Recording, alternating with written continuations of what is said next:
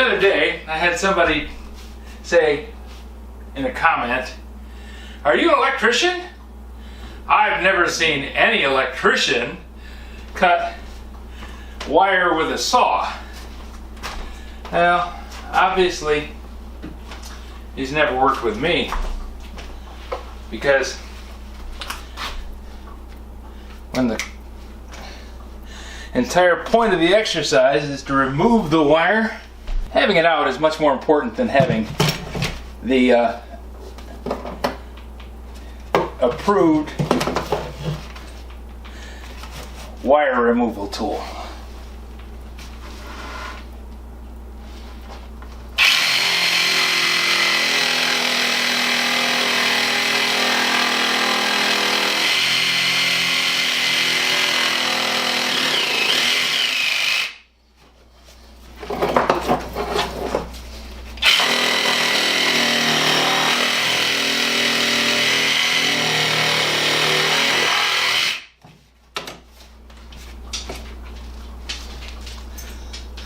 And that's how you cut a wire with a saw.